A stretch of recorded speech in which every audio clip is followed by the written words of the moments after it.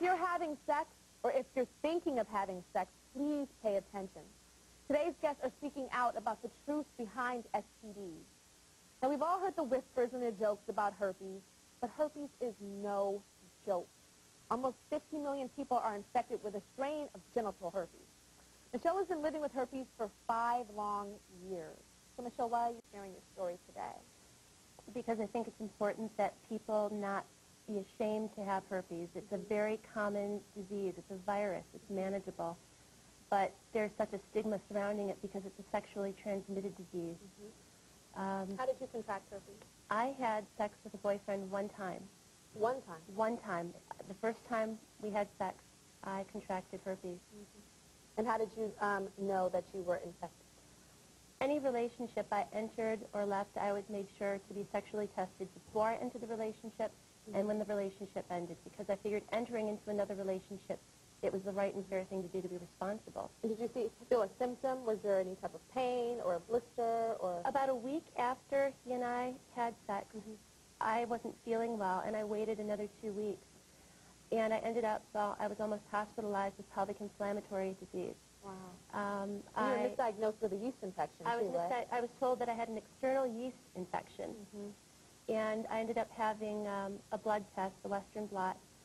I didn't find out my results until 3 months later because with everything going on, having been so sick, the doctor forgot to sign off on the report. So I called the doctor's office and I said, I haven't heard from you, I'm okay. And they said, we're sorry, no, you have herpes. And what went through your mind when you were told that you had herpes? What went through your mind? I was so shocked. I mean, thinking back to that day, all I thought about was the jokes I'd heard about herpes, the stigmas. That's what I was talking about earlier. It's jokes, jokes, jokes. But so many people have herpes, but a lot of people telling the jokes probably have it. But you hear it's people that are dirty, you know, prostitutes and drug addicts, and I'm none of that.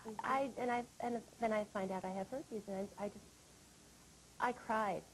I would be okay, and then I would just start crying, and I was devastated. And how is dating for you now? It's also called AIDS. Okay. And before I accepted that I had herpes and was knowledgeable, someone wanted to take the relationship further, and I told him I had herpes, but not knowing, and the vibes that I was sending out about it, being confused and upset, he called me back 3 days later and said, thank you, but I don't even want to know you anymore.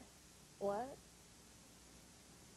Since then, though, It's interesting because there's a lot of people that have a lot of sexually transmitted diseases and don't say anything and have unprotected sex and spread it. Absolutely.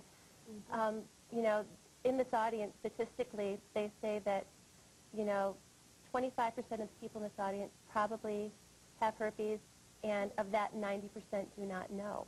Wow. Because there's such a thing as asymptomatic shedding. You can have the virus and not actually have the symptoms or have an actual outbreak. Yeah, we have a photo of an outbreak, and it's pretty graphic. And it's herpes on, not your mouth by no means. This is just an anonymous person. But you've got to remember, too, that you can have no symptoms at all. Some people mistake herpes for jock itch or an ingrown hair or maybe just a red patch of skin or a little cut. So what that is, that's the most extreme that you can have, that herpes will look like. Most oftentimes, people don't have symptoms or they're just mistaken like mine was. Jackie, how common is herpes? Well, she's pretty much right on with her about 25%, and that 90% of people who have it do not know that they have it. But we have to realize that by the time anybody in this room hits 50% of the people in their age group will have it. That's how quickly it spreads from a young age until 50, and by the time you're 70% of people will have it. How do you treat it now? Now we have, thank you God, we have Valtrex, which... I've seen those commercials. And it's about suppression. They suppress it. We've all seen those commercials. The thing to remember is, though, that you can still shed it even when you're on suppressant medication, but far less likely to shed. You shed it 10 to 20% of the time with no evidence. You have no idea you're shedding the virus. Thank you. And Michelle, the last thing I want to ask you is I know that you've looked into you came across a website for dating. People can get together and talk online where they can discuss having the disease where they can help each other, they can meet people, they can date people. There's social groups all around the United States. And it's more or less let people know you're not alone. It's a manageable disease. It's a virus. It's not a death sentence. It's nothing to be ashamed of or fear.